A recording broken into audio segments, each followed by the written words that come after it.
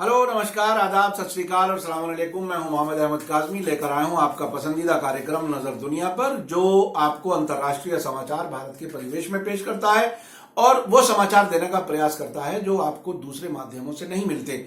आज पूरा देश जम्मू कश्मीर के पुलवामा में अवंतीपुरा के गोरीपुरा इलाके में श्रीनगर से लगभग 20 किलोमीटर दूर सीआरपीएफ के काफिले पर बड़े आतंकी हमले में 40 जवानों के मारे जाने पर गमजदा है, यानी शोकाकुल है। हमले में करीब 350 किलो आईईडी यानी इम्प्रोवाइज्ड एक्सप्लोजिव डिवाइस का इस्तेमाल हुआ है। पाकिस्तान में सरगर्म हाफिज सईद से संबंधित आतंकी संगठन जैश ए मोहम्मद ने हमले की जिम्मेदारी ली है और इसे आत्मघाती हमला बताया है। प्रधानमंत्री नरेंद्र मोदी सहित कई राजनेताओं ने हमले की निंदा की है। उड़ी के बाद जम्मू कश्मीर में ये सबसे बड़ा आतंकी हमला है। विदेशों से भी इस आतंकी हमले की निंदा किए जाने की खबरें आ रही हैं। जैसा कि media star world YouTube channel पर विदेशों में होने वाली घटनाओं को भारत के परिवेश में देखा जाता है, उसी तरह से हम कोशिश करेंगे कि ये समझें कि जम्मू कश्मीर में होने वाले इस आतंकी हमले के तार न केवल पाकिस्तान बल्कि उससे आगे कहां तक मिले हो सकते हैं। अंतर्राष्ट्रीय राजनीति और घटनाओं को समझने से अपने यहां होने वाली घटनाओं को बेहतर अंदाज में समझा जा सकता है। मैं कोई अंतिम बात नहीं कह रहा हूं, बल्कि मेरा प्रयास है कि अपने देश की जनता को कुछ आगे तक सोचने योग्य बनाया जा सके और अंतर्राष्ट्रीय पटल पर होने वाली घटनाओं को भी समझा जा सके। हम सब ये अच्छी तरह जानते हैं कि पाकिस्तान अपने गठन के बाद से ही किन शक्तियों के रहमो करम पर जीता रहा है। अफगानिस्तान में सोवियत यूनियन के खिलाफ 1980 की दहाई में लड़ी जाने वाली जंग में पाकिस्तान को अमेरिका और सऊदी अरब ने किस तरह मदद की है और किस तरह मुजाहिदीन की कैसे कैसे मदद की है।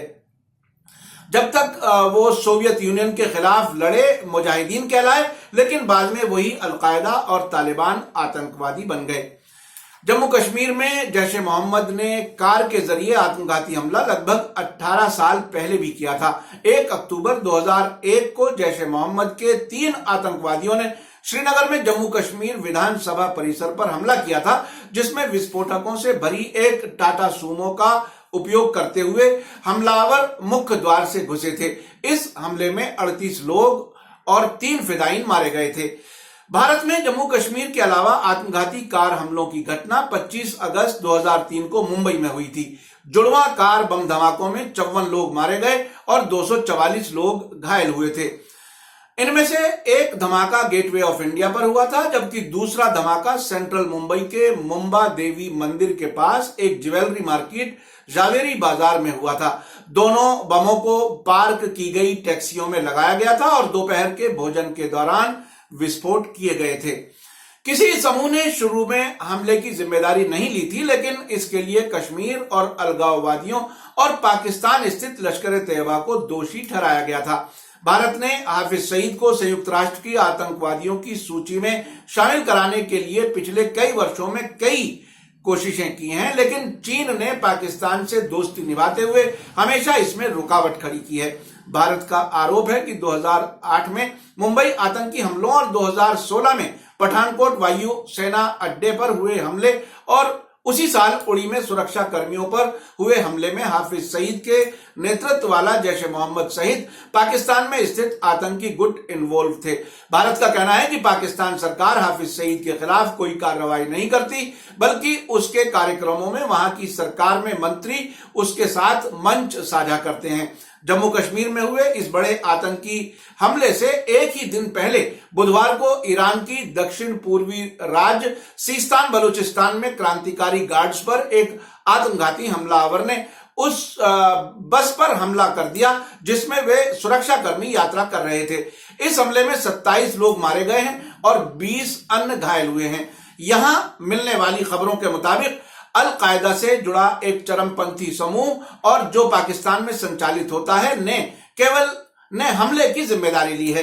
रिवोल्यूशनरी गार्ड्स ने एक वक्तव्य में कहा है कि विस्फोटकों से भरे एक वाहन ने सीमा रक्षकों को ले जा रही एक बस को निशाना बनाया था। यह घटना लगभग पुलवामा में हुए आत्मघाती हमले की तरह ही अंजाम पाई है। यह बहुत महत्वपूर्ण है। 2 दिन, एक दिन ईरान में, एक दिन भारत के जम्मू कश्मीर में एक जैसे हमले हुए हैं, यह समझने की जरूरत है। फार्स समाचार एजेंसी ने कहा है कि हमले का दावा जैश-उल-अदल द्वारा किया गया है, जो 2012 में चरमपंथी समूह जुंदुल्लाह के उत्तराधिकारी के रूप में बना था, जो कि ईरानी ठिकानों के खिलाफ घातक विद्रोह में शामिल था। अंतर्राष्ट्रीय पटल पर 2010 से 2019 तक बड़ी संख्या में कार आत्मघाती हमले हुए हैं। इस मुद्दत में इराक में सबसे ज्यादा 31, सीरिया में 7, पाकिस्तान में 6, अफगानिस्तान में 5, नाइजीरिया में 4 और चीन, नॉर्वे, थाईलैंड और सोमालिया में एक कार आत्मघाती आतंकी हमले हुए हैं। सबसे महत्वपूर्ण बात हम भारतीयों को समझने की यह है कि हम ये समझें कि ये कार आत्मघाती हमले किन परिस्थितियों में कहां हुए हैं और जहां ये धमाके हुए हैं किन किन देशों के हितों के लिए किए गए हैं। धमाकों से पहले क्या होता है और धमाकों के बाद क्या होता है, यह भी समझना जरूरी है कि क्या ये अंतरराष्ट्रीय कारोबार का हिस्सा तो नहीं है। कौन सा नजरिया है जो अच्छे ठीक ठाक इंसान को आत्मघाती हमले के लिए तैयार कर देता है। उसके पास हथियार और गोला बारूद कहां से आता है और धमाकों के बाद पीड़ित देशों की सरकारों को हथियार और सुरक्षा उपकरण बेचने वाले कौन से देश हैं, यानी इन धमाकों से किस किस देश और किन किन व्यापारी घरानों को का धंधा आगे बढ़ता है। अगर देश की जनता इन बिंदुओं पर गहरी नजर रखे तो ये अंतरराष्ट्रीय साजिश नाकाम हो सकती है। मैं आपको आंखें खोलकर जीने की सलाह देता हूं। हमें यह समझना चाहिए कि देश का दोस्त कौन है और दुश्मन कौन है। क्या ऐसा तो नहीं कि जो लोग आत्मघाती हमले के लिए किसी भी नौजवान को तैयार कर देते हैं और उन्हें जन्नत यानी स्वर्ग जाने का पर्चा दे देते हैं, कहीं उनके तार उन देशों और व्यापारियों से तो जुड़े नहीं हैं जो हथियारों और सुरक्षा उपकरणों का कारोबार करते हैं। जम्मू कश्मीर में हमारे सुरक्षा जवानों पर इतना बड़ा हमला ऐसे समय में हुआ है जब सऊदी अरब के क्राउन प्रिंस मोहम्मद बिन सलमान 19 फरवरी को 2 दिन की यात्रा पर भारत आ रहे हैं। भारत आने से पहले वो पाकिस्तान पहुंच रहे हैं और यहां के बाद वो चीन जाएंगे। लगभग इन्हीं दिनों इजराइल के प्रधानमंत्री बेंजामिन नेतन्याहू भी भारत की यात्रा पर आने वाले थे, जिनकी यात्रा अब होती नजर नहीं आ रही।